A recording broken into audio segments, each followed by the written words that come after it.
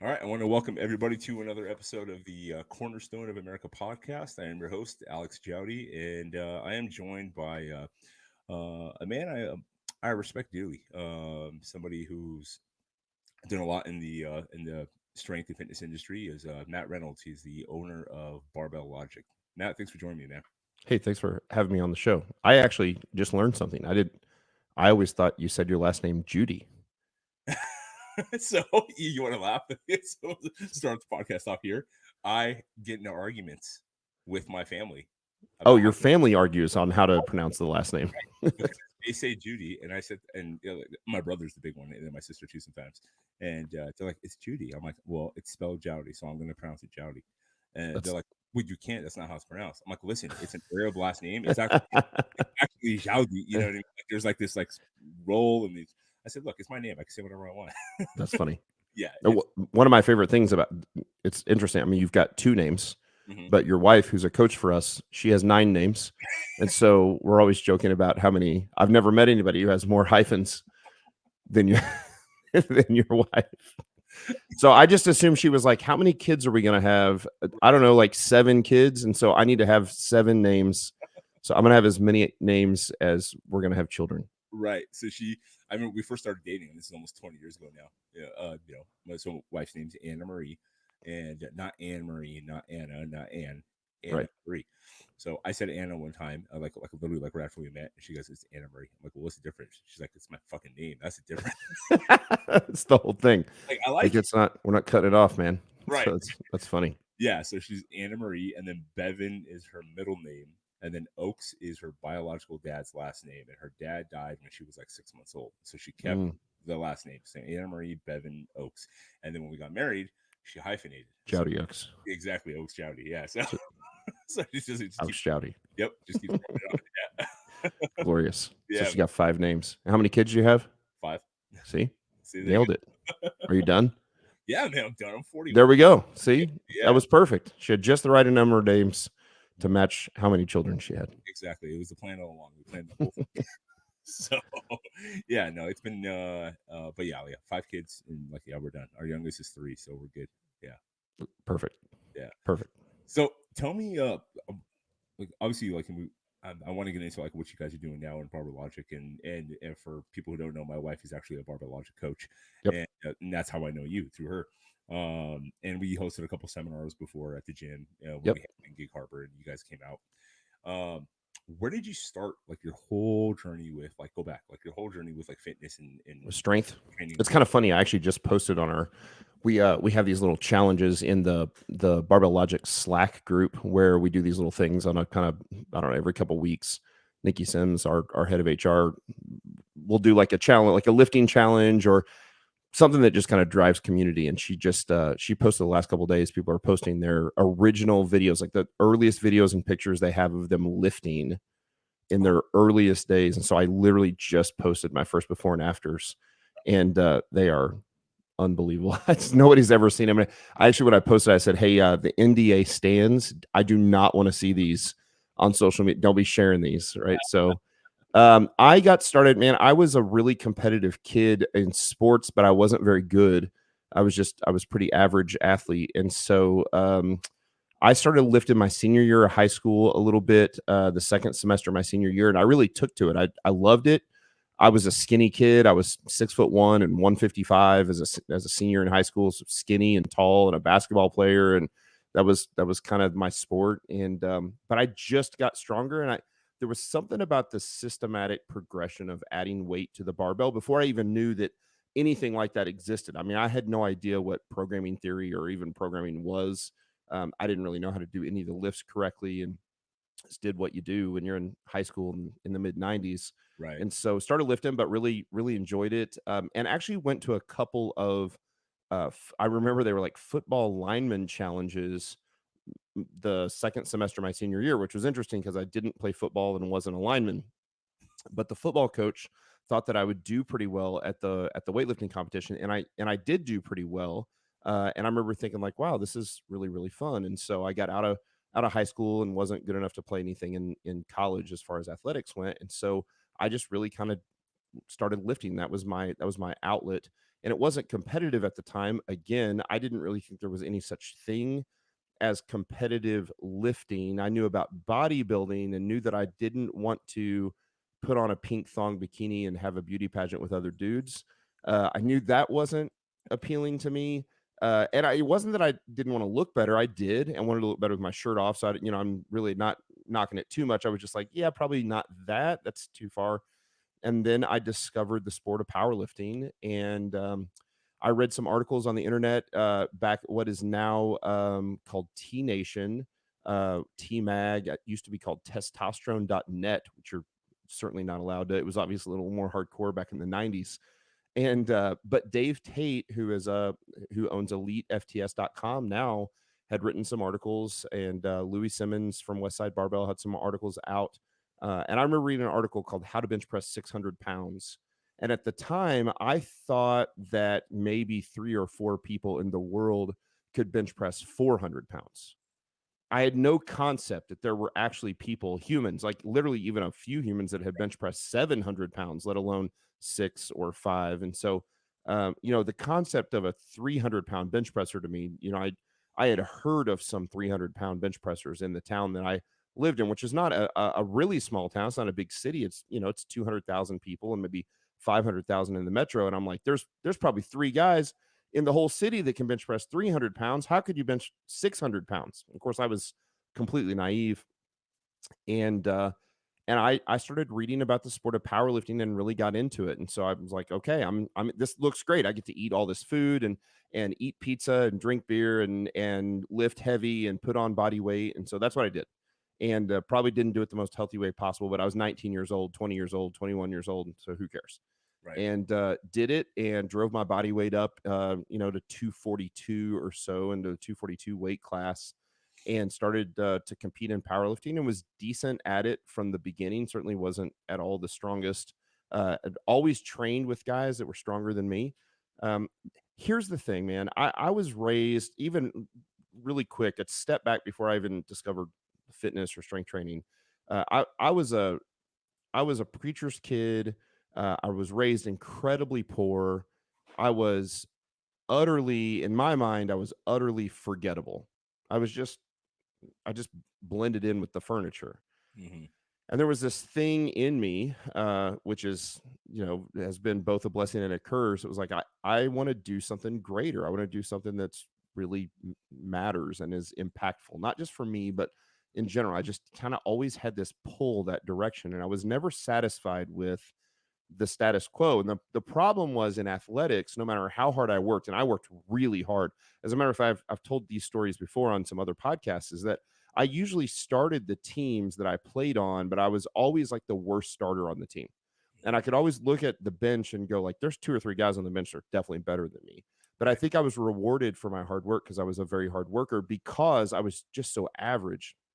So no matter how hard I worked, I was never going to work myself into the NBA or into a Division I college scholarship. I was just never going to it just wasn't in the cards. Didn't have the genetics to do it. And so in weightlifting, I was better, and I didn't know, and certainly there's not much money, and there was probably no money then in that world, but it just was fun to have a competitive outlet there. So I started competing in powerlifting and having fun with it, and got better and got better, and eventually totaled elite, which is the kind of the top certification or the top level that you can total in powerlifting. Did that at 242 and at 275, and ended up getting my body weight up a little above 275. So I did it in the 308 weight class. I never really competed over 300 pounds. I think maybe one time in my career I was just over 300 when I competed in powerlifting, and then eventually turned my attention to strongman and started to compete in strongman. Now, in all of that process of competing, which I loved to train. I love the competition. I love training more, but I actually love the theory of programming and the theory of training even more. And so I met Glenn Penlay in the early years, and he's been dead a couple years now. He was a super influential coach for me and pointed me in the direction of some of the old Soviet books, books written by Verkhoshansky and Roman and Tudor Bompa and these guys. And I can remember going down into the basement of my university at Missouri State University, the basement of the library and like the old, I mean, they're like catacombs, the spider webs down there, and going through and finding the old exercise physiology books, exercise science books, and um, Zatsiorsky, The Science and Practice of Strength Training. I was reading that stuff at 19. It's like, who's reading that stuff at 19? People don't, they're not into that stuff. And so I just geeked out on it. And so Right. I can remember just picking the brain of anybody I could get my hands on to learn everything I could. And so it started with Glenn Penlay, and he was really influential in my life. And of course, later Mark Ripito was super influential in my life. Other big strength coaches that continued to pour into me and teach me, and so I just gleaned as much information as I could. And at some point in 2008, I won my pro card in Strongman in 2006. And the problem was there's nowhere to train strongman, especially in 2006, right? And CrossFit was not really, 2006 was the earliest of CrossFit year. Nothing was going on there. And so in 2008, I ended up opening my own gym. I opened Strong Gym, and it was a strength training gym, but we really focused on, it was a hardcore strength training gym focused on powerlifting and strongman. But we really set our eyes on having really good customer service and having a really clean gym, even though at the time, the first several locations were just old dirty warehouses. We just made them clean old Right. warehouses eventually because we, didn't have the money to. Yeah, I mean, you do what you do, and you can't pay the rent for a super nice storefront. So that's what we did, and people started to. The place just kind of organically, exponentially grew, and eventually, I can remember I stopped competing as a pro in strongman in 2009. And really, I can remember going through the transition about that year, 2009, 2010, where I felt like my identity was becoming more as a coach. I was becoming known more as a strength coach than a strength athlete. And so, I was still a pretty good lifter, and I was deadlifting over 700 pounds, and I was just a decent lifter. But there's a lot of guys that can deadlift 700 pounds, right? And I realized, like, people are listening to this podcast, and there's probably not a ton of people listening to the podcast that can deadlift 700 pounds, but the internet, what it's shown us, there are actually these like freaks all over the place. Right. I mean, there are thousands of people that can deadlift over 700 pounds, but there are very few people who are really, really excellent strength coaches. And so I started to fall in love with that. So I went from the challenge of pursuing the challenge of becoming a successful strength athlete to becoming pursuing the challenge of becoming a successful strength coach. And that started my path down strength coaching. And then oddly enough, and I continued to pursue that for years, and still do, and still love to strength coach. But in running the gym, eventually I was bitten by the bug to pursue the challenge of becoming a successful business person and how to run a successful gym, and then eventually how to run a successful online coaching business. And so we started an online coaching business in late 15, January 2016, and it really blew up by the end of 16, and it's just been off and running from there. And so now the company it's a large size company. We're a C corporation, and we've got officers and board of directors and staff of over 80, and it's just been this long process of, I think, constantly pursuing challenges to try to be the best I can possibly be at whatever it is. One thing I love about the transition I've gone through is that I was never going to be a great basketball player or I was never going to be great in athletics. It's so much, it's so genetically dependent, right? Like I could outwork everybody, but I was never going to be there. Right. In strength training as a strength lifter, somebody who's competitive in those strength sports, I was genetically better than I was as a basketball player, but I was still never going to be the world's strongest man, right? I went from being literally the best amateur in the United States in strongman to the worst pro in the world in strongman, like overnight, because it was that much harder. And I got to the point where I could be a decent pro, but I mean, I'm 6'1", and when I eat everything I could possibly put in my face, I was 300 pounds. And I've got these guys, Brian Shaw, who won his pro card the same year I did, actually at the same show I did. Mm-hmm. He's 6'7", 6'8", 440. Freak. They can't compete against that. But then as I got into business, or as I got into coaching first, that work actually paid off. It actually paid the dividends. So you actually can outwork. Being a great strength coach actually has almost nothing to do with genetics. And in fact, I would argue that the best athletes often make horrific coaches because they never had to struggle through the stuff. And the Yeah, same thing has yeah, applied true. as a business owner. Mhm. So yeah, it's just been a blast. So that's really the story in a nutshell of how I went from kind of crappy basketball player to successful business person. But then let me be clear that so much of that success has been because of the incredible people I've been surrounded by. My staff is at Barbell Logic is I I get choked up every time I think about the people who work for us at Barbell Logic. I mean, we have the best strength coaches in the world at Barbell Logic. And not just that, but the leadership team, the people who are at the top, my VPs and my partners in operations and HR and marketing and sales and client experience and customer service. I mean, that's I can't do that stuff. I Right. can't do it the way they can. And so it's been a real testament to being surrounded by an incredible team. Yeah, you know your company's grown when you get to a point where you have to have an HR department. That's true. Yeah, Although, even there, we do HR different than everybody else does. yeah, And that's because I don't want Toby from the office. That's right. not I don't want pink slips and okay, let's watch about how to make sure we don't hurt ourselves and slip on the floor and sue the company. Let's make sure that we, don't say things we're not supposed to each other. When you surround yourself with great people, a high density of high performers, in fact, they don't actually say things they're not supposed to say. They don't sexually harass each other. They don't that it's not that we don't have to be mindful of those things at the size of our company. We do, but it's a lot better when you surround yourself with a high density of high performers of great people that you don't have to constantly say like, "Hey, you're not supposed to say this." We just don't have to say those things. It's very rare that we have to deal with drama with our staff because our staff's incredible. Yeah, I worked for a couple large companies, after we left the gym, and funny enough about like what you can and can't say. I was talking to a fellow manager one time, and one employee, just just bungle something like really stupid, just and we're just joking around, and it's just between me and him. I'm like, it's not like it's rocket science. He's like, oh, you can't say that. And I thought he was joking, and he goes, no, you can't say that. I got written up last year for just saying. I was like, what? You're Apparently, saying it's if not like it's rocket not science? rocket science is demeaning and HR got involved. This whole thing, There and you go. See?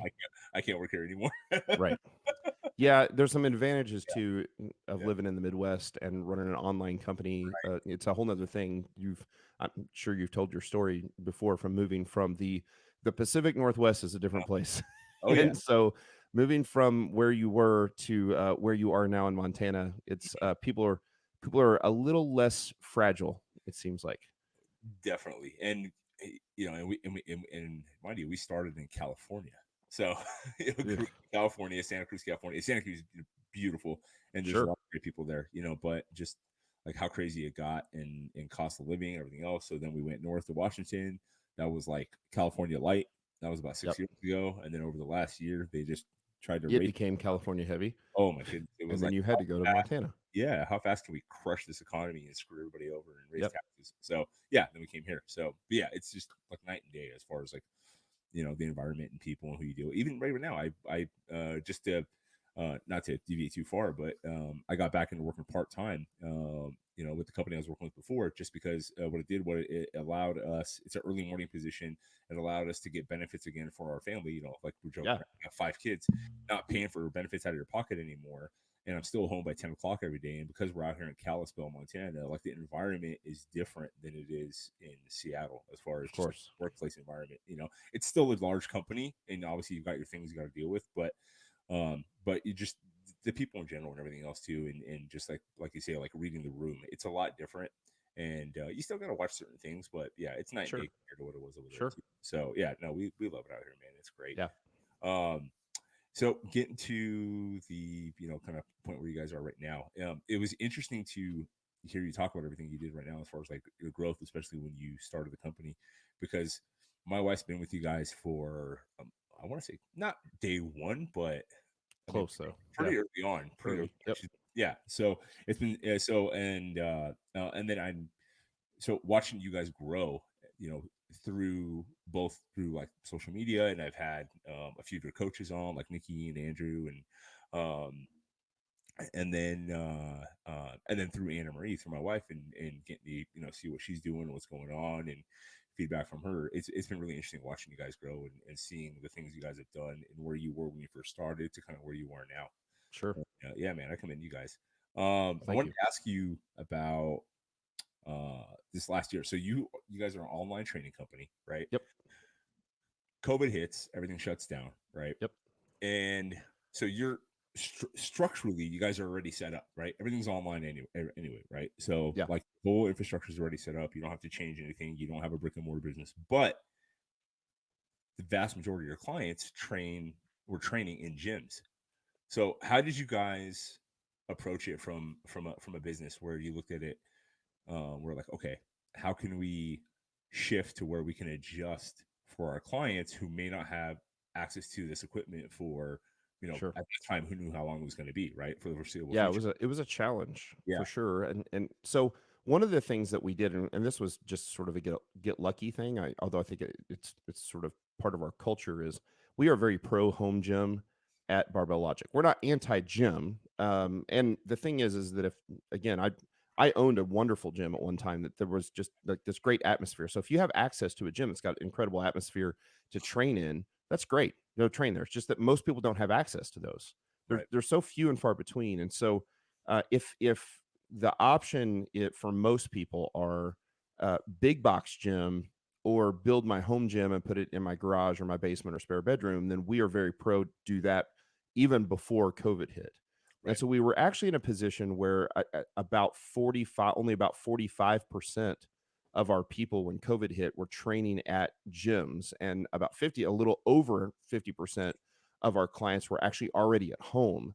And so certainly every gym closes down really in the entire world, certainly in March, April, May, June, and many of them even still closed today. Yeah. Here we are a year later.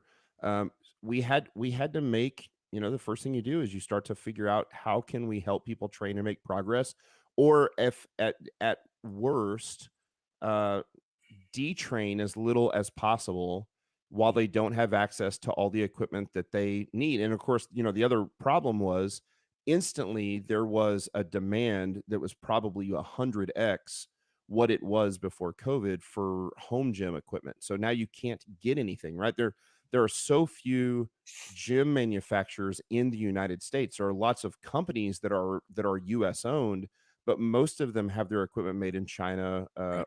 and so the supply chain became a real problem as well. And so for a lot of those, we did several things for people who had absolutely no access. You have these people, especially the ones that lived in major cities, the downtown and major cities. We are clients in London who live in a small flat apartment, who Right. had no ability to train on their own at home, and you couldn't really convince them to even do what they could with body weight movements and those things. We allowed our clients, if they, for COVID reasons, to put their membership on a freeze. And Hmm. we didn't typically do that, but we felt like this is just something that this is a once in a lifetime or even once in a century sort of thing. Right. And so we allowed that. But for most of our clients, we kept almost all of our clients when COVID hit, and after it continued to sort of wreak havoc. And it was because our coaches, we got um, very intentional and very creative about what you can do from home. And so we started to train a lot of people with, okay, what do you have at home? Do you have access to 40-pound dog food bags? Do you have access to sandbags? Like, can you go to Lowe's and get sandbags? We had a lot of people that went into Lowe's and went and bought the 5-gallon buckets and the 4x4s and filled the 5-gallon buckets with concrete and put 4x4s on it and drilled holes and made, really janky squat racks. Wouldn't necessarily recommend it, but it was better than nothing. And they Right. would procure barbells where they could, and a lot of them would go to their gyms that they were members at and rent barbells from them and some weights. I had clients that had, client that could squat 400 pounds, and he could only get 205 pounds at first, Mhm. but 205 pounds better than nothing. Right. And so we did, tempo squats and tempo deadlifts for high reps to try to get as much stress as we could. We did those. And so you just had to get creative. What's been interesting about it, and of course, lots of body weight movement. So So different types of squats and air squats, and while holding weights, and push-ups while putting stuff on your back while your kid sits on your back, pull-ups in the rafters in your garage, things like, I mean, you got really creative. What's been interesting is how much that has continued to then influence our programming as the gyms have opened back up, or as the supply chain for equipment has come back and people have more access. We've continued to utilize more of those body weight movements. We certainly haven't gotten away from the barbell. I mean, the name of the company is Barbell Logic. That's the goal. The goal is to lift barbells, and it's the best bang for your buck are going to be the squat, the deadlift, the bench press, and the press. And everybody does that at Barbell Logic. But even the ones that were able to come back and have access to anything they needed, barbells and weights and squat racks and benches, I've noticed in programming, we are nuts about stats and data collection at Barbell Logic.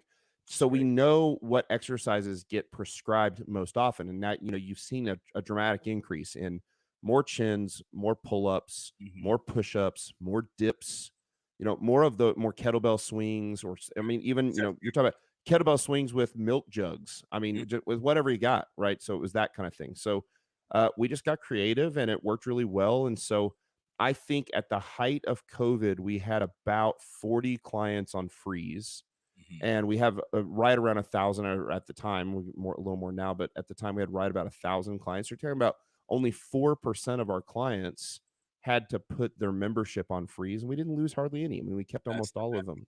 So Yeah, that's it great. worked well.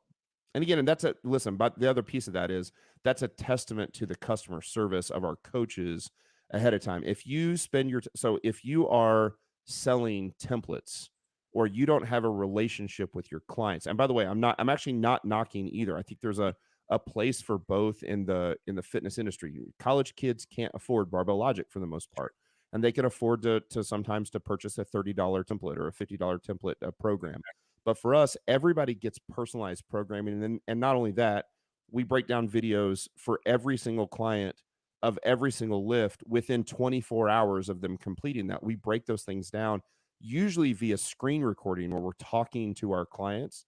So you spend years, months and years developing relationships with those clients. So then when the bad time hits because of COVID, or because of whatever, somebody gets laid off a job or something, or whatever that thing is, you've now developed this relationship with your clients. Your clients don't leave. And so it's certainly not just helpful for the business, and it was helpful for us. It's helpful for the client because they continue to maintain some accountability in the fitness walk, in that journey of fitness. But it's also beneficial for their coach. I mean, how tough is it, or how tough has it been in the world of COVID for coaches who are coaching out of public gyms that have been closed for a year? Right.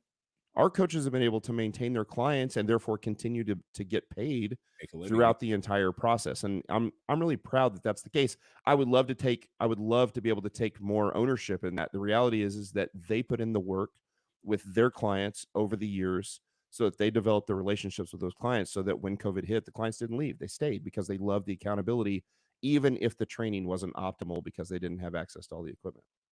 See, that's like so interesting and unique, because that's that when I talk to somebody, even going back a couple of years, about online training, who's never tried it before, never been involved with it, either from a coaching side or from as a client. They're curious about well, how does somebody actually coach you, and where's the interaction, and where do you build whatnot too, and that's why I like the program that you guys use and the style that you guys use, because Anna Marie, like twice, 2-3 times a day, she has these little blocks of times that she blocks out, or that are her check-in days, times, where Yep. and it's a way to make sure that, number one, she's responding within 24 hours to every client that's checking in. So she has 3 times a day. And she homeschools our kids too, so post school, like right around 11 a.m., she jumps on and does whoever checked in the night before, she knocks that Yep. out. And then 1 or 2 more times, the last one's in the evening, right after the kids go to bed. And you hear her just, giving this feedback. And she's so personable. And it's like she's having a conversation with the person. Yeah. And she's, and you can see, and for somebody like myself, who was a personal trainer for 15 years and owned personal training studios in California, and I had gone to 3 different gyms between when I first started to when I opened my own studio, and I had clients follow me from each one. So I understand that concept of like client retention because you build a relationship in with that individual, and but I understand it on a person to person basis, seeing them Yeah. 2, 3, 4 times a week. To be able to do it online, like Yep. that's fantastic. That's that's being able to go like to a whole other level. Well, Where it's the biggest hurdle that online coaching has to try to solve is that it is inherently impersonable. right. And so, and to be able to make it personal for us, I think it's one of the big distinguishing factors for us that makes us different than most other people. Certainly, there are a couple different things there. It's one, we have probably the largest repository of expert, outstanding, I mean, the best of the best strength coaches on the planet. Mhm. So we can match any potential client with a coach that's going to match well for them, right? There are lots of demographics that if I back when it was Reynolds Strong, which is what it was in the very beginning, when it was a one man show, right? There's a lot of demographics that I'm not going to fit best with personally, and so you can't offer true personalized service starts with being matched with the right coach. And Right. so we spend a lot of time making sure that clients are matched with the right coach that they're going to develop that relationship with. So that's number one. And then number two is that so we're able to connect a client with who doesn't have access to expert coaches, not just to an expert coach, but to an expert coach who is personal for them. Like this is a wonderful match for this client. And likewise for the coach. You've got a coach.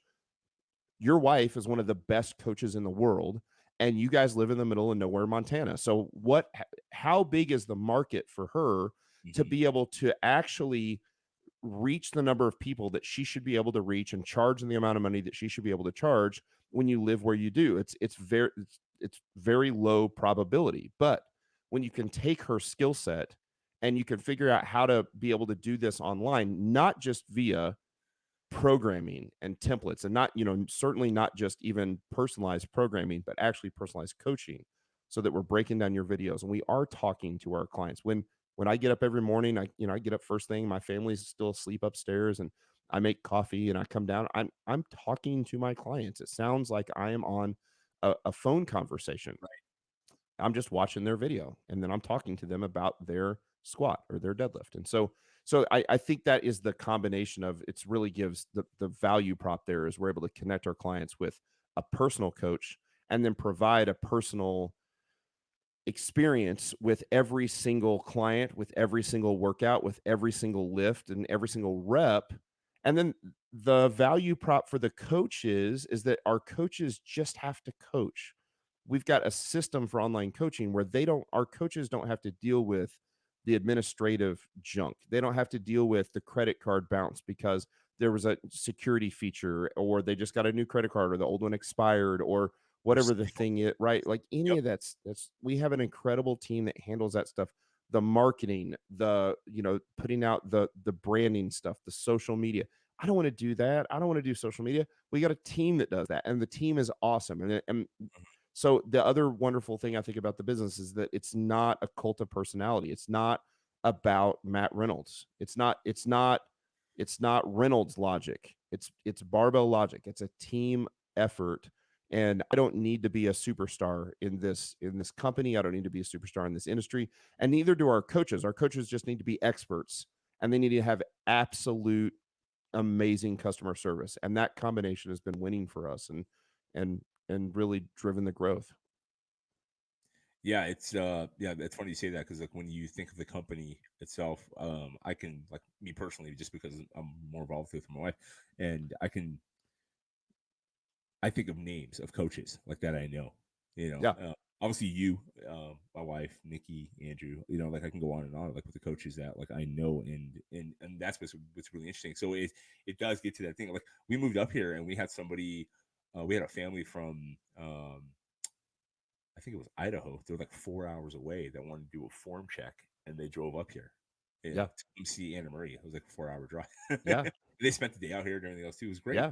It was awesome, and it's just it's a testament to. I mean, obviously your company, the reach, because even like talking to her, she does not like to do social media. She does it. Yep. She's better at it now. She's better at it now for sure, but she doesn't like to do it. But if it was just her own specific social media, yeah, she's not going to have the reach that she would have, that she doesn't have, um, without you guys, right? Yeah. And yeah, that makes a big difference too as well. So, It's um, been interesting too the last couple of years. We've really become, we're not a content company, we're a service company, but we put out a tremendous amount of content and really highly refined and highly produced content. It's interesting. I think we did it backwards of what most people that maybe are successful in the business, they start trying to produce the content. And then I think that is the way you should do it. Produce the content, put out high value content, put it out for free, get the followers, build the audience, become the influencer, and eventually you can monetize that thing. We were able to monetize the coaching first, and so that revenues were strong enough then that we were able to hire really high end great people. So I mean, we've got every piece of our production of content is top of the line. mhm, So we've got an incredible videographer. I mean, a videographer who shoots on movie sets for Disney and for Paramount and for right, and that's our videographer. And then our post production video guys that are actually doing the video editing, same sort of thing. Our podcast producer is unbelievable, and so the sound quality of everything we put out is outstanding. The Our writer, our editor in chief is is an attorney who's got a degree in English, I believe. His undergrad is in English, and he's an attorney, and he's our editor in chief. So we put out this high quality written content, ebooks, YouTube videos, the podcast, the Barbell Logic podcast. And that has really been able to grow our influence. And all that stuff is free, and it always will be free right, because it, for us, is our primary marketing driver. It continues to establish us as the experts in the field. And some percentage of those people who consume our content say, man, I like what these guys are putting out. I like their message. I like that they're doing it not to look good and take pictures of our butts on Instagram, but they're doing it to actually improve quality of life and performance and health. And like that's why we do these things. And so that resonates with people. The content does.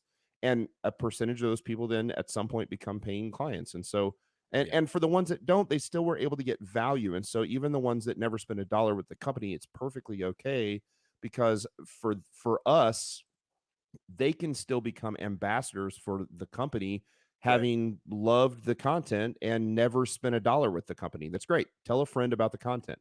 Tell a friend about the YouTube channel. Tell a friend about the podcast. Those are wonderful for us. And so yeah, it's just again, some of that's been planned, and some of it we were very lucky slash incredibly blessed.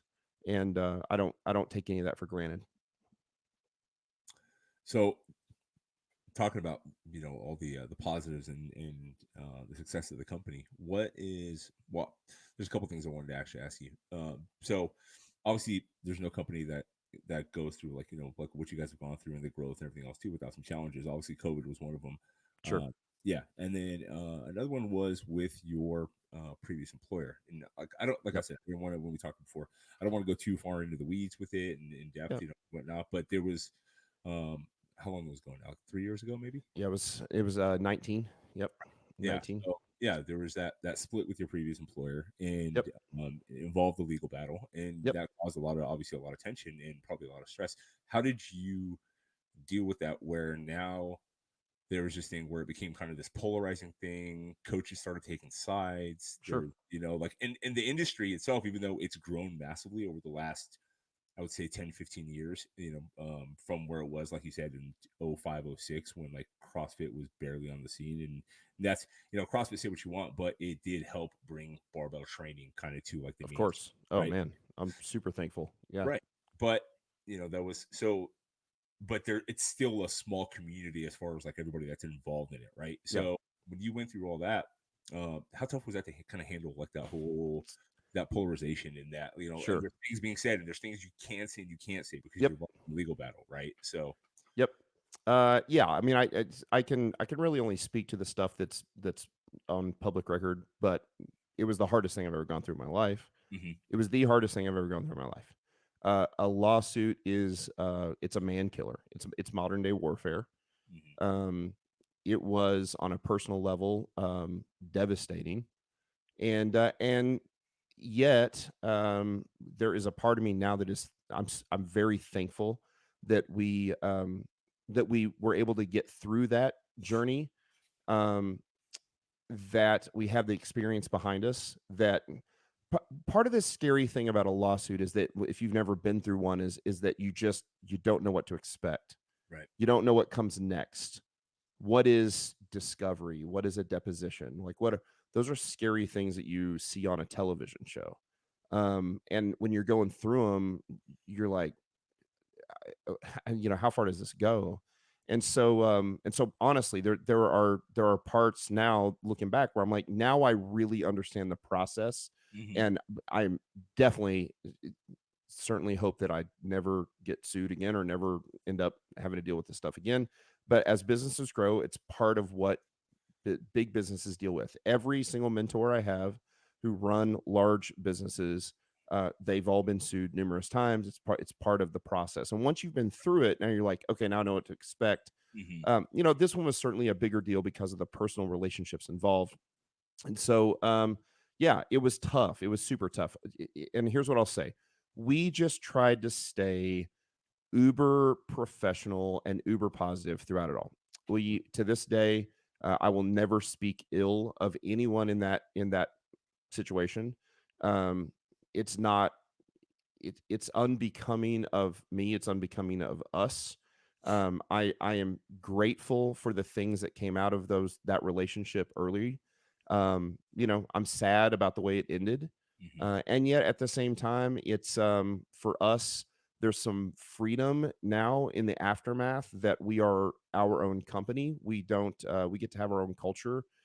We get the ownership of being able to set that culture. Barbell Logic culture is our culture, and it's really, it started with my culture, and I don't mean that in like, hey, I plant the flag and I set the, but in the beginning you do, because it is a one-man show. There are no other employees, and then it's a two-person, and Nikki Sims was the first official employee that I hired, and so then it's Nikki and I, and our values, and Scott Hambrick being on the Hmm. podcast for the first several years. I mean, it was, you really build the culture of the company. And so our company has now experienced complete and total freedom to be who we are and who we want to be, because we're not attached to any other company or any other brand or any other culture that, good, bad, and different, whatever comes of it, it's ours. And Right. so, yeah, man, it's, the simple answer to that was, it was incredibly tough. It took a toll on me. It took a toll on my family. It took a toll on our business for sure. I don't want to act like it didn't. But we came out of it stronger, and we came out of it closer, and we came out of it with a renewed sense of it was almost like a fresh start. That's maybe not the right word. It was freedom. It just felt like Hmm. the chains of bondage eventually got lifted off. And so, and that let me be clear. I'm not speaking at all to the outcome of any of that stuff. Like, again, nobody is allowed to talk about how that actually ended up, but it's over. And the nice thing is that it's over, and we made it through, and we're okay. So anyway, I'm thankful that we got through it. I miss some of those relationships. Certainly, I miss them dearly. And I'm sad that's part of that. Seems to be kind of the natural thing that happens in business as it grows, is that at some point divisions occur. And so, yeah, it was tough, but I tell you what, I've never been in a place like we're in now, where it feels like, I, I hesitate to even say this, because things are going so well and so smooth. Like, the gears are all, like, it's just all turning so flawlessly right now. The team is working together so well, and this isn't like a short-term thing. This has been what we've experienced for the last year or so. So it's weird. The lawsuit occurred in 2019. I actually got COVID. I think I was the third guy in the state of Missouri to get COVID. I had COVID over a year ago. We're recording this like mid-March. I got Right. it the last couple days of February, Uh-huh. when nobody knew really what to expect. And I was pretty sick, and I was in the hospital for several days with double pneumonia. And 2020 was the best year of my life. and it was the best year of the business's life.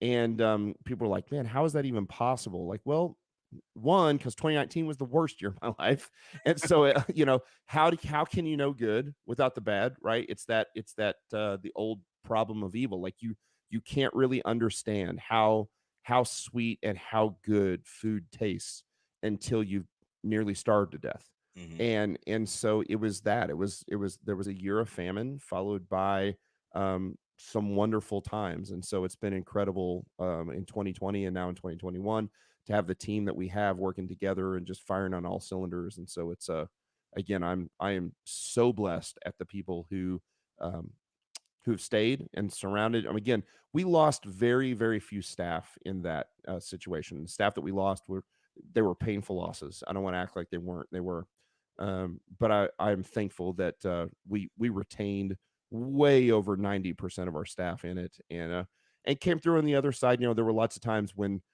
people want to get into the mudslinging battles, and Right. we just weren't going to do it. We weren't going to do it. Again, let me speak to the person the on a personal level. Man, I would love slinging mud is fun, man.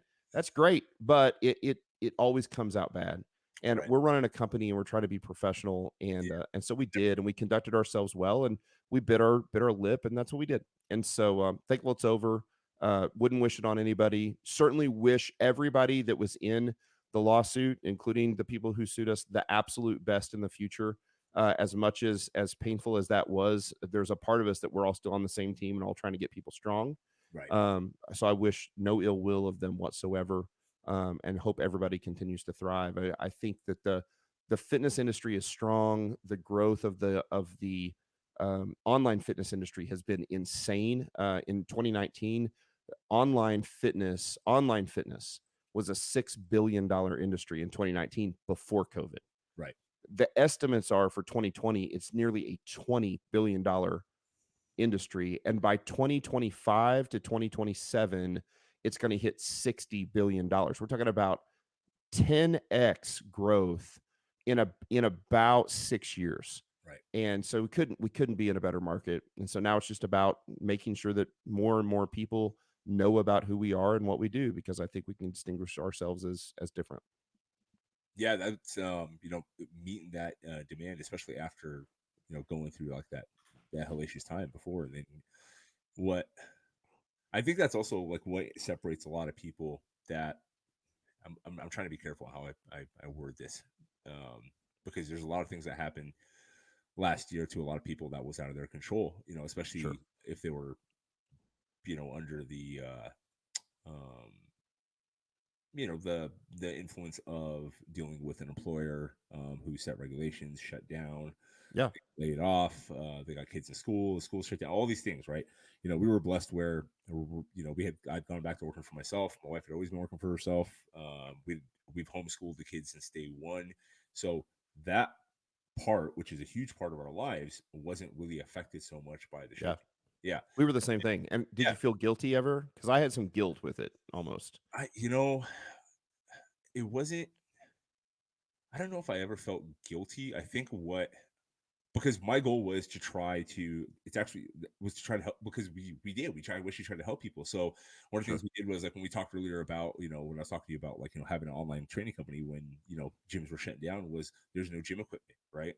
So one of the things we did was 3 years ago when we separated from our gym, like our former business partner, and then we built out our garage gym, which is where I'm doing my podcast right now, is we had so many people contact us about, hey, is your gym open? And we were like, our garage? Like, yeah, our garage is open, Sure. because we have a pretty, built Yeah. out, setup. We have 3 racks and all the weights and everything else too. And they're like, well, can we train there? Like, we'll pay you and all this stuff too. So, and we were in a position, especially being in Tacoma, right, and very popular, dense population, where within a couple months, we were one of the only like facilities like that was open, right? So, and we were blessed where the city of Tacoma, like the police department, had put out this a post on their Facebook page where it wasn't really too long after when all the restrictions and shutdown started happening, and they said respect everybody's wish everybody the best. If we want to remind everybody, we are here to enforce the law. We're here to protect the Constitution.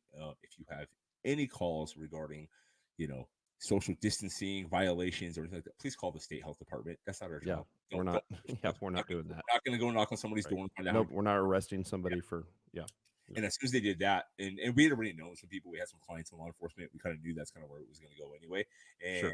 And but to have that support was huge. And what we were able to do was, and still staying safe and not having 50 people in our garage gym, is we were able to set it up to where Anna Marie created a sign-up sheet, a spreadsheet. People can, up to like, I think it was like we did no more than 5 or 6 people at a time inside the Sure. garage. And it's a big garage. I Yeah, mean, it's a great big spot. right. Yeah.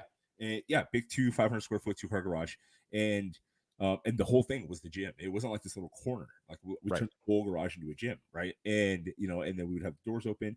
And we had, at one point, I think there was probably like about 30 to 40 people coming through, like, Just just cycling through. overall. Yeah, cycling Yeah. through too. And that's not counting like her clients that she had, clients I had, her Sure. barbell class that she was running. So it was, and so being able to help people provide them that was great. And then Yeah. when all the equipment, people started asking if we're going to sell our stuff, I said, no, we're not selling anything.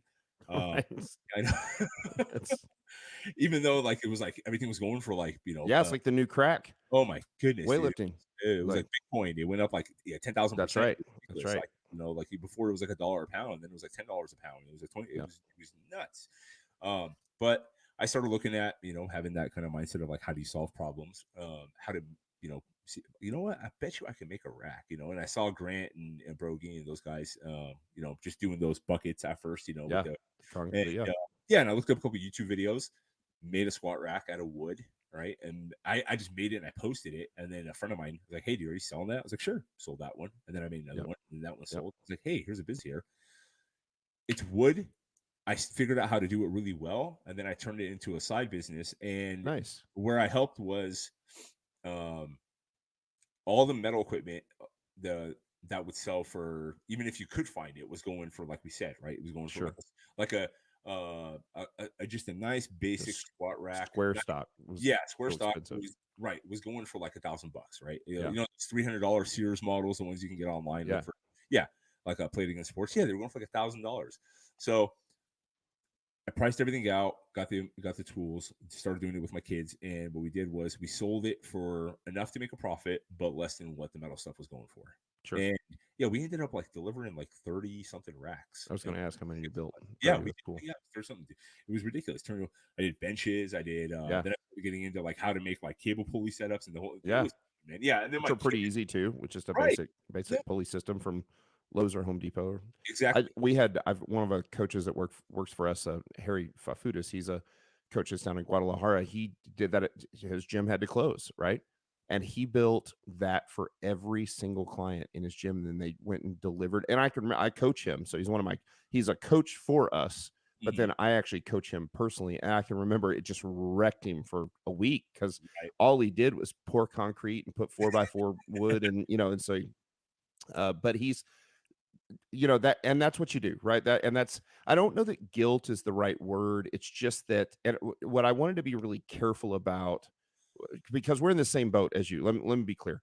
I have for years. First off, I love the Midwest lifestyle. We live in a pretty rural area.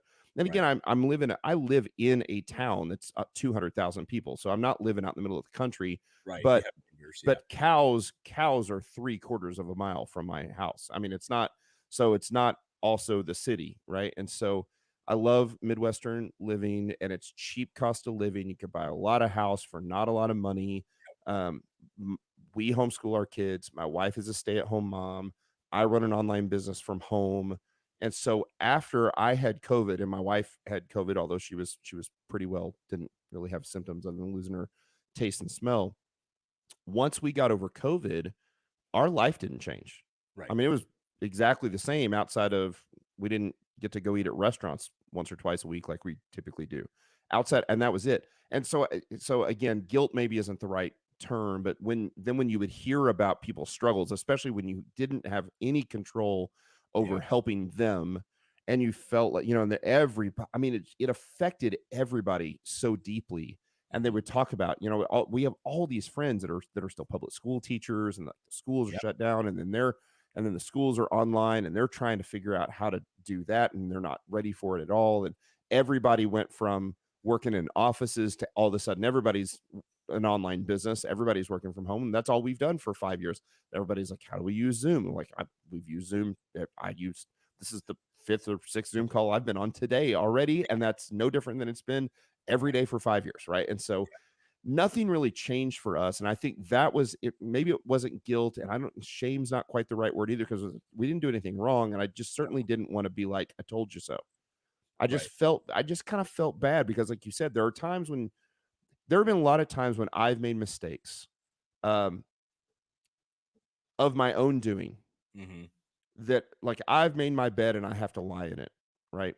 Right. And I think the hard thing about this for COVID for so many people was that, you know, there were so many of these companies, these mom and pop owned businesses, small businesses, that the government came in and shut down after these people spent their life trying to build this business. And then the municipality or the state or whoever, the county, came in and said, you have to close. And they had nothing. And Yeah. then here I am, and my business is thriving because I run an online fitness business Mm-hmm. where nobody can go to the gym. The only coaches that can be hired are now online, and we homeschool our kids, and so life was great. And just so I don't know, it was a weird feeling. It was a struggle. Again, guilt's not quite right, shame isn't quite right, but you just kind of felt bad. You're like, man, why have we been blessed the way we have, and other people are suffering the way it felt kind of just gross. So same thing. I mean, we did everything we could to help all the clients that we could that we had. I was very thankful that we were able to help the coaches that worked for us to continue Right. to provide them with great jobs and good pay. And yet it was tough to be surrounded by our closest friends in the very town that we live in who were struggling, and you saw them struggle, and there just wasn't anything you could do. So Yeah. it's been a weird year. And it was weird for us. Maybe another thing is, in talking about 2019 being so hard, that then 2020 was so good, that Yeah. for almost the rest of the world, they're like, 2020 is a dumpster fire. And it was a dumpster fire, right? In But many for us, respects. I was like, this is the Yeah. best year of our life. And it felt weird. It felt weird saying it. And it felt weird even not saying it, and just feeling it like, man, our life, like we kind of live, we're living a pretty incredible life while the rest of the world is burning down around us. And it was strange. Yeah. And that's really. I like how you put it, and that is unfortunate. Where you got this dichotomy of kind of what's going on, and one of the things was, and this is where I wish, like, the idea of my podcast came from was I wish more people thought that way. And what I mean by that is, um, gym equipment sold out, right? And I'm just using this as an example. Like I didn't get rich doing this, and I knew I wasn't gonna do this forever. I just wanted to, like, provide something, and then at the same time show my kids, hey, I am not a woodworker. Like, I'm pretty handy, like, but I don't, Sure. I've I'm not building stuff left and right, out of nowhere. But within like a month period, utilizing YouTube, hard work, and the tenacity to want to learn, and then also something one of my mentors always taught me was money never disappears, right? You just have to figure out where it went, and then how can you provide a service or something of value to for lack of a better term, get that money, right? Sure. Yeah, so for us, it was one aspect that was kind of it worked out, which was, and then I was able to show my kids that you don't just sit on your butt and do nothing, right? Sure. There's always an ability to do something, right? So find a way to solve a problem. You may not get rich doing it, but if you can do that and do this, who knows what it's going to lead to, right? Yep. And yeah, and that was great for them to see that, and then to also learn a new skill, and then understand like how money works, and understand how like an economy works and whatnot. But That's some I of the best part of homeschooling, right? Is right, that, I mean, honestly, economics was one of the main reasons that we chose to homeschool our kids. It's not the first one, but it was way up the list. I thought, man, nobody ever taught me about about money at a micro level, at a, like, literally at a personal level. I didn't know how to balance a checkbook.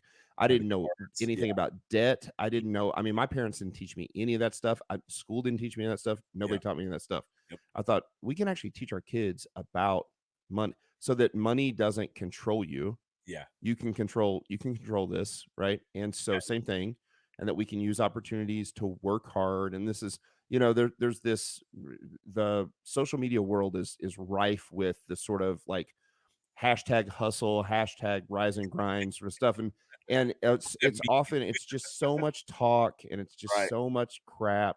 And it's to actually do the thing. I mean, what a great project that you're able to do with your kids. Like, hey, we're going to go get some buckets and some concrete and some wood. We're going to put this together. We're going to serve the community and give them a thing that they need. Demand has shifted, right? right, There was a demand here, and now the demand is here. Like, people need equipment. right. They can't find it. All the equipment that they can find is 10x what it used to cost. We can provide people with a good value of something that is something that they are desperate for. And at the same time, we can feel good about the fact that we're not gouging people. We Exactly. can make good money. We can put in good hard work. I mean, what a great lesson to teach them. And then teach them what to do with the money when they get it. When we do the same thing with our kids. So our kids have their normal chores that we don't pay them for. Right. Same And thing. then we have a full list of jobs that they're both our kids work for us and we pay them. And we have one of these we have a special like kind of kids credit card. It's a debit card. It's not credit card, Oh, I debit know. card type thing Yeah. that we put money on and we can allocate where the money goes. So we pay for, and this is just for us. I'm not telling people what to do.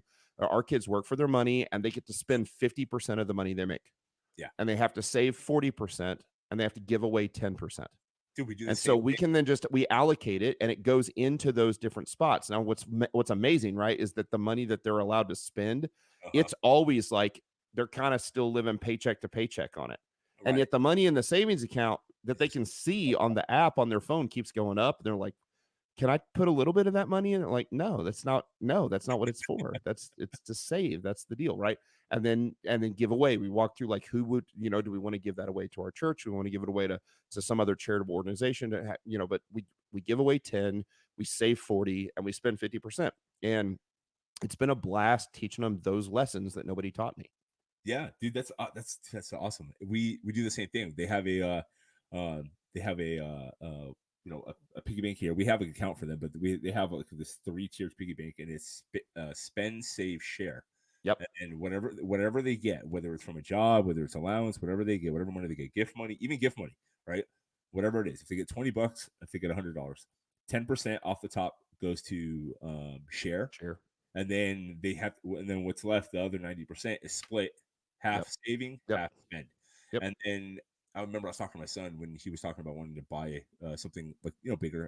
He was talking about a dirt bike. He wanted to get a dirt bike, and he just brought it up a few months ago. I said, "Cool." And then he got some money, and he was like, "Hey, I want to go buy this." I said, "Do me a favor." I said, "Go into your room and grab 10 toys that you don't play with anymore." He said, "Okay." Grab 10 toys, brought them back. I said, "Okay, let's jump online. Let's see what they're worth." Right? Found it, so he had about $120 in toys. And these are just toys, not tablet or anything like that. Just Sure. And I said, right now, would you rather have $120 or would you rather have these toys? He's like, well, the money, of course. And I said, okay, cool. This is the lesson I want you to try to take away from this. And then this is something I wish I learned when I was younger, and it took me till like almost my late 30s to figure out, which was never sacrifice long-term success and gain for short-term like gratification, right? Sure. Yeah, and so it clicked for him. And now what he does is when he gets a good chunk for doing something, he's like, hey, can I put more in savings? Yeah. I was like, Yep. yeah, dude, you can put whatever. You put the whole thing in savings Yeah. if you want. You Yep. just have to. This is the minimum you have to put in savings. Yep. Right?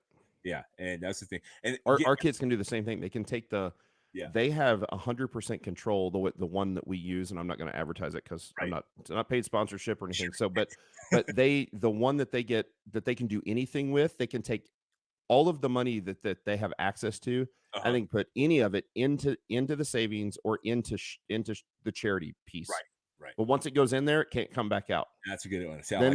Then mom and dad have to check. Like, we can approve it, but only if we approve it. Right. And so I love that they can do anything they want with this amount of money, but like this stuff goes here and this goes here, and we teach them that's what we do, and that's so yeah, it's been a blast to teach them those lessons, and also being a business owner.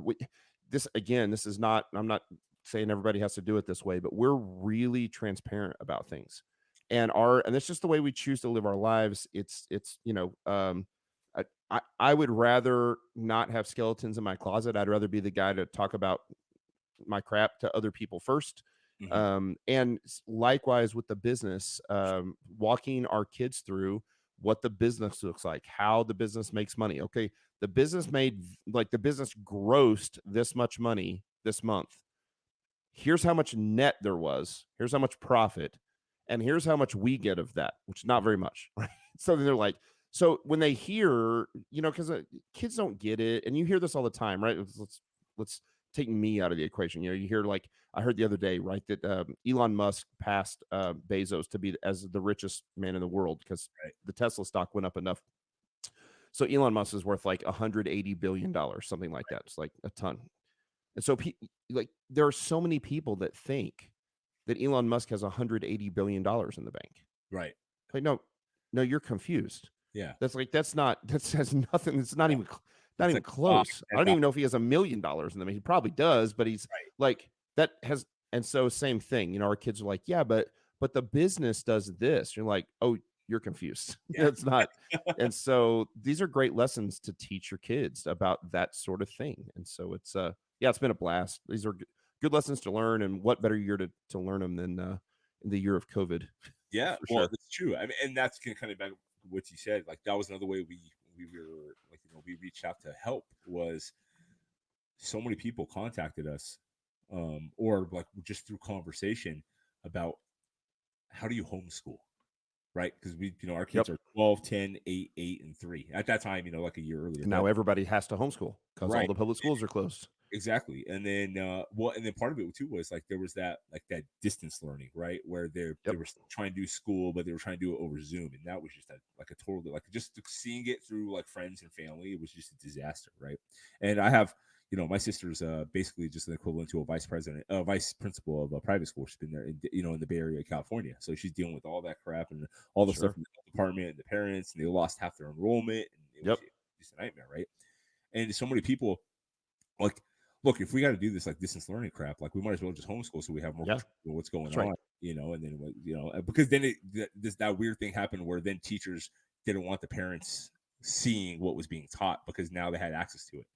Well, Right. why don't you want to Oh, see yeah. what you guys doing? Yeah, Don't so get me started on public school. And oh, my first career, I was a public school teacher for 10 that's years. right, that's right, yeah. I mean, that's what I did. And then my wife was a teacher for 14 years, Mhm. and we homeschool our kids, and it's we were teachers at a one of the top districts in the state of Missouri. But yeah, again, I don't ever want to make anybody listen. It sucks because in today's world, Mhm. in culture, it is very difficult to live on one income. Yeah, It's not like it was in the 50s. no, And so it's sad, and it's not a statement about men versus women or any of that stuff. It's just tough when both parents have to work, and therefore you don't even have a choice. Most people don't have a choice. So I never want to make anybody feel bad about that sort of thing. right, But we just saw the inefficiencies of the public school system and decided that again, we both have degrees, and I have a master's degree in education as well. So to be a high school principal, and so my wife obviously has a degree in education. So we can teach our kids. And so we picked the hardest curriculum we could, and we went that direction. But I'll tell you, the thing that really irks me is the stuff with. I'm actually surprised that you don't have class action lawsuits here. Is the number of people we all pay taxes? Like, I pay a lot of taxes right, to send my kids to public school here in the school district I live in, and I don't send them to public school. sure, I school them. I don't understand why the taxes aren't attached to the kid, and the school district or the school or the homeschool curriculum, and we spend a bunch of money every year on I mean, we buy nice curriculum, really nice stuff that's likewise, yeah, top level classical education sort of stuff. That, I mean, it's not cheap. I have to pay taxes for public school and pay thousands and thousands of dollars every year to homeschool my own kids.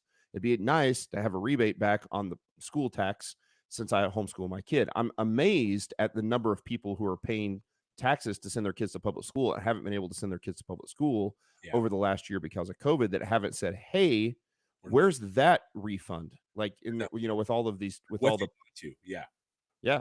And same thing for universities. And actually, the university that I got my undergrad at, Missouri State, they actually offered really significant refunds to all of the students this last year because of the number they looked at, and they said, here is the amount of money that students are paying to be on campus. This is the on campus right, portion of the payment, the lab fees, the whatever those things are, and that's not there.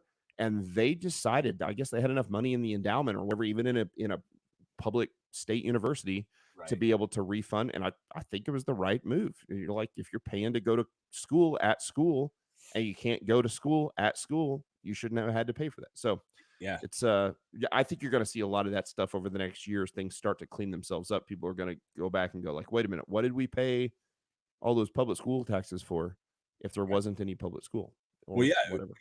it was the same thing when we would go to, um, go to anything that we were anything that involved, our tax dollars. Like we'd go to the park, and then somebody came and told us this was like over the summer. Um, the kids can't be on the playground. I was like, Yeah, what? park's closed. Yeah, what do you mean? Like, what are we paying our taxes for the park I for? said, gotcha. So, yeah, So there won't be any taxes this year for the park, right? Like right, we're not right. going to Why pay. pay Oh, no, no, no. You still got to pay your tax for the yeah, park. for We what? still got to, yeah, still got to pay the city Yep. council and the. That's right. Yeah. So it Yep. was, but just going down that that rabbit hole a little bit. There was what what I was hoping would come out of this, and I think it has for some people, but it obviously doesn't, it hasn't on it, maybe not yet. Was, and I actually talked about it on the podcast with a few different coaches that I talked to. Was like, I hope people understand, because this disease was like the perfect one to come across, which was not going to wipe out like half the population. Nope. It was, and it's not a matter of like, if you're healthy, you're not going to get it, right? It's like the flu. Healthy people get the flu. Healthy people get sick, Yep. right? It's understanding that you have control for the most part over your, like 95% of people have control over their own personal health. Okay. Yeah. And then when you started seeing the numbers, the people that were affected, first it was, showing all the deaths that were happening in Italy. Like, well, okay, you understand, people live on top of each other. They have the oldest population of the world. Yep. They And they're generationally live overweight. together, Yep. and Right. right, and they're overweight and they smoke and they drink. Right, it's like Right. it's one of the most unhealthiest populations. So what happened? They got nailed. They got hit hard. Yep. Right, Yep. and then when we started getting it over here, all the conversation was about the deaths at the beginning, right? Okay, but nobody talked about like the people that were dying, like in the nursing homes, and that's a whole That's scandal right. together. It's Or overweight or had metabolic syndrome or exactly what. Right. So, diabetic, right? yep. 40% obesity, right? And then so like this disease to come across and hit us, this country, which is like conservatively is like 42% obesity rate, right? Yep. Is yeah, it was like the perfect storm. So I was hoping that people would realize that, take control of your own health and well-being, Yeah. Wake both up call. both like your physical health, your mental health, and then also your financial health, right? Yep.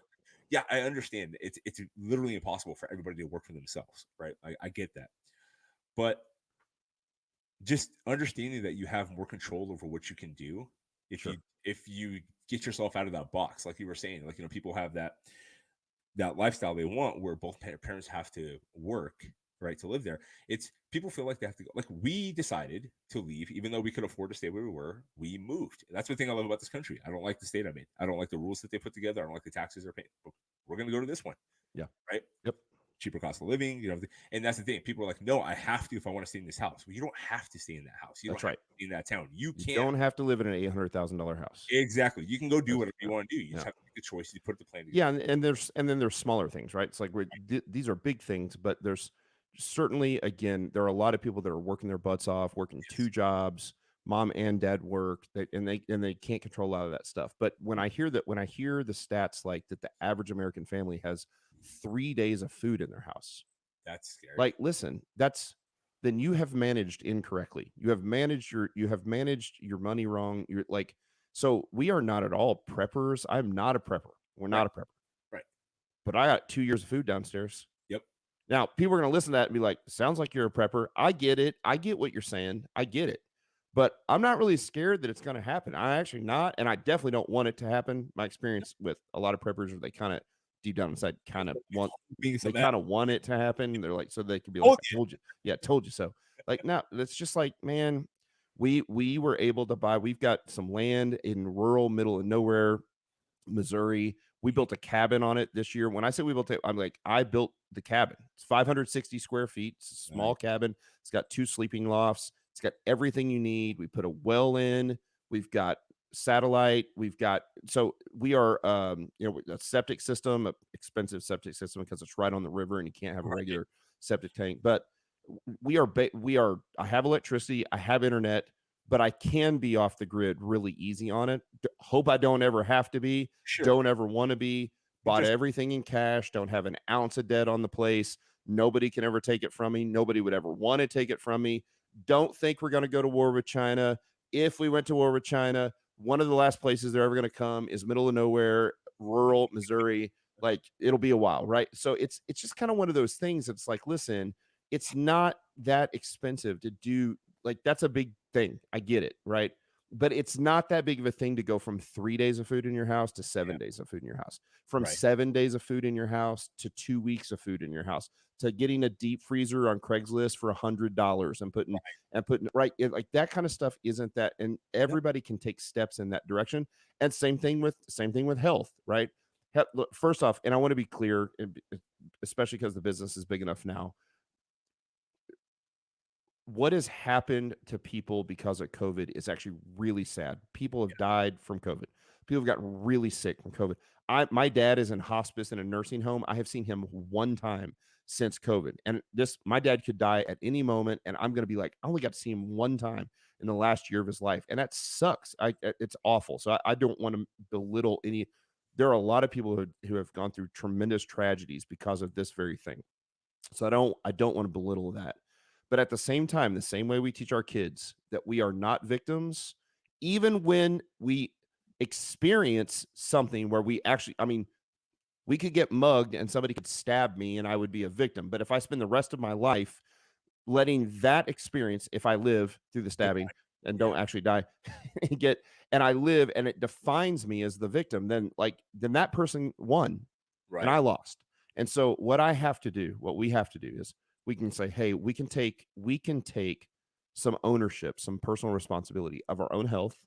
We can take some personal responsibility where we can in our own finances. And I get it that most people don't own large businesses, but most people, as a matter of fact, everybody can have 7 days, 2 weeks, 3 weeks worth of food in their house. You shouldn't have to, when they go, hey, like for us, when they said, hey, world's out of toilet paper. I was like, well, it's great because there's 6 cases of toilet paper in the basement right now. So we don't, and we use bidets because we're not archaic, because we're not Cro-Magnon people. We actually can wash our butts with water. We don't have to stick our fingers in there.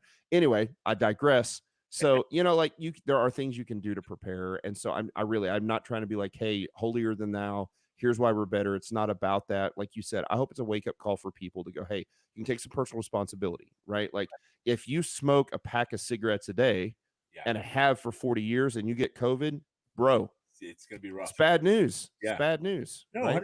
100%. It's like what's the thing you were talking about like being prepared in the food and people having. I think people think that when you say you need to have 2 weeks worth of food, they're thinking of like, I don't know, a restaurant meal. Like every meal, Right. $50. Right. Going, and we're the same thing. We're not preppers, but we have some supplies. And unfortunately at the time too, when like this stuff, like before everything shut down, just a little bit earlier on, this is like January, February, right? Because March is when like nationwide, everything went crazy. I was doing some consulting for a private security company, and one of the things he told me is like, hey, this state is probably going to shut down in the next 3 to 4 weeks. I said, okay, it's good to know. And at that time when they were talking about it, nobody really knew what shutdown meant. Sure. Pretty soon after we figured out what it was, is which businesses paid the most money to either corporations, politicians, or pay the highest taxes. Oh, you're a liquor store, you're a dispensary in Washington. Okay, great. You pay 38% sales tax. We want you open. You're open. Yeah. You're a gym, you pay no taxes because there's no sales tax on services. Right. Gotcha. You have to shut down. Home Depot, a great place to blame for where where COVID must be spreading. We know now that you must be a super spreader because you're a gym, even though there's But right. So what we figured out was, once that happened, we already had some. So what I did was went to the store and I stocked up a little bit more on everything. Now I'm telling you, I spent $300 and I got like 6 months worth of food.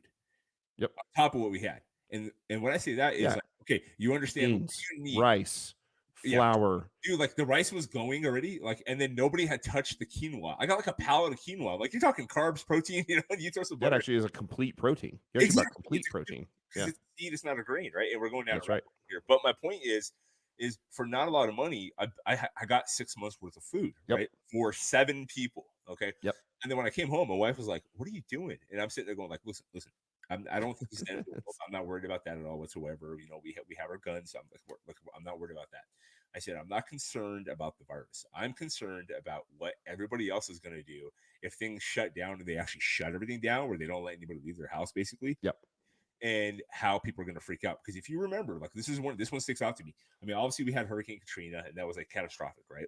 But when Superstorm Sandy hit the East Coast, and like that's the one that knocked out Coney Island, right? Yep. Yeah. Okay. Day three. Day three with no power and water, right? Running water. They were shooting each other at the gas station. Right. Dude, that's a camping trip. Day three is 3 days. Right. That's a camping That's trip. right. I know. They're shooting each other, killing each I other. know. So I was telling my wife, like, if we don't have to go out and it gets kind of crazy and nuts, I would rather just have everything here and not worry about That's it. right. I went Yeah. and grabbed the $100 generator. That's not going to run my entire house, but you know what it was going to run? It was going to run my refrigerator. It was going to run my Yeah. freezer, and it's going to be enough Yep. to power the phone. Keep You know, your like, food cold. That's yeah, exactly right. Probably have hot water. you got it right. Yep. Yeah, Stuff 100%. like that. So, Yep. yeah, but that's kind of where it went, and understanding there too. It's just like taking accountability, being responsible for yourself, and Yep. really kind of. So I was hoping more and more that came out of it, and it sounds like. I mean, a lot of people did really kind of go with it. And then also Yeah. understanding that the people that were working in these corporate environments where they were spending 12, 14 hours a day because they felt like they had to show their face, finally understood that that is not required. And it took this Sure. disease to show them that. Yeah. And the companies Oh, couldn't sell listen. that anymore. Yeah. I'll give you a piece of financial advice before we close down this podcast. Commercial real estate Yeah. is Oh, man. dead. Done. It is get out. I mean, I'm telling you, the problem is that everybody has seen that it can be done, it can be done right. Yep. You can run large corporations and people can work from home, which means you don't need $150 million building that you're paying Right. for. I drive by these buildings and I'm like, what companies are paying for this? Yeah. Like, this is crazy, right? And I get it. Like, Unless you manufacture, like unless you're using this. yeah, of course. But that's not a $150 million building. No. That's an office building that's 28 stories. Right. That is a giant footprint industrial warehouse on the outskirts of town where the real estate's still relatively cheap, right? And and you're right, that stuff is going to continue to explode. So industrial real estate is going to be big. But dude, what are you going to do with all the malls? Right. There are not going to be any malls in 5 more years. Like, they're going to have to figure something out. Right. We're open here, but the mall here is dead. Like the mall here. Oh yeah. No, it's right. It's like, I think it's like 70% empty. So it's killing commercial retail space, and commercial office space is dead. People are still going to go places to eat. Like, restaurants are going to be fine. Oh yeah. They're still going to go places to go get their hair cut. Mm-hmm. Like, that kind of stuff is still going to be fine. But the idea of these giant office buildings that's it. It's over. And place like, when was the last time you went somewhere to buy clothes, man? I don't buy clothes at stores. I buy clothes on the internet, because everywhere has even brands I've never worn before, because now every single clothing internet company has a no questions asked free return policy. Right. So if you buy the thing, you're like, well, I think I'm a 2X, maybe I'm a 1X. I don't know. Let's get the 2X. And then, or I'll buy both and I'll send half of them back because that's how they make their money. And then I never have to get out. Listen, we don't buy groceries at grocery stores anymore. We order all our groceries. They show up at our door. We like that. That is the thing that has changed the world and isn't going back. So it's like, how long before, oh man, it's going to be interesting. I don't think it's going to be as bad as the 2008 housing market crisis. No, but commercial real estate is going to be, it's a coming storm for sure. Well, I mean, it's already there with a lot of when you look in the deep, like big metropolitan areas like the West Coast and California and Washington and whatnot. So yeah, it's interesting. It's interesting to see. I want to wrap this up a little bit here. So I wanted to get to one last thing, which is I ask a lot of my guests this. Name of the podcast is Cornerstone of America. Matt, what is your cornerstone? What is your foundation? Oh, it's so good. It's such a great question. Thanks, man. So now I have to decide like how deep I want to go on this, and like how transparent, how transparent I want to be. Man, my cornerstone is truth. I believe with all my heart in absolute truth. I believe there are things that are true and things that are not. I pursue truth wherever I can. I don't think that truth is what I feel about something, what my emotions say something. I give zero regard to what my emotions tell me about things. So the reason my company is called Barbell Logic is because we pursue truth in the barbell strength training world.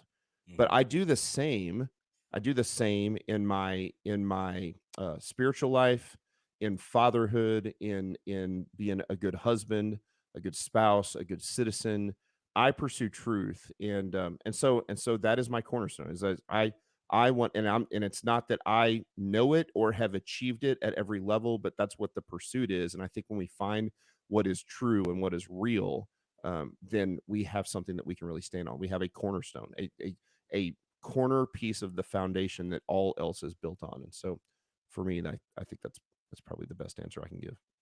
That's probably the best way to wrap up this podcast, man. Thanks That's for having me on the show. It's been a yeah, blast. yeah, man. Thanks for coming on and and going where the conversation went. It was fun, man. Kind of Of touching on course. the subjects, man. And we'll promote it as well when it comes out. Let me know. We'll put it out on Barbell Logic. We'd love for your listeners to, if they're not familiar, you can find us on barbelllogic.com, and we're easy to find. Again, I tell a lot of people the best place to start. Listen, we would love to have you be an online coaching client at Barbell Logic. We full blown online coaching, nutrition. We do all this wonderful stuff, but a great place to start is with the content. Go to the YouTube channel. We put out a ton of really high end videos that are like even under a minute, under 3 minutes. Like, they're short, very clean videos. We've got the Barbell Logic podcast that walks you through a logical progression of strength training that's been going on now for 4 years. I think we're like at episode 400 plus at this point. Yeah, your full Lots of great. you guys put out like those little 1 minute videos on quick tips on like squats and Yeah, deadlifts. yeah, the Huge. video shorts and how to do we put those out so that if you're at the gym or Hmm. you're actually in the middle of a workout and you're like, how do I do an RDL again? How do I do a barbell row? Like, we have a 47-second video that shows you exactly how to do it. You don't have to watch a 17-minute video of Right. how to do a barbell row. And there's a lot of them out there, right? And so yeah, so that's a great place to start. Look for the content, great articles. You can Google. I'm amazed at how good my marketing team is with SEO. You can go to Google and search anything barbell, anything online coaching, anything about squats or deadlifts, and we're always going to be on the first page. Oh, And then we've got a lot of really good ebooks out there as well. And so all that stuff is free. We don't ask for a dollar. You don't have to put in a credit card to check it. And so we'd love for you to start consuming our content. that's awesome, man. I'm gonna put everything in the show notes as well as on the social media links when this comes out. So Beautiful. Thanks for yes, having me on, sir. thanks again, man. I really appreciate it. Wish you nothing but the best of luck. You too, brother. All right, Talk bud. to you Take soon. care.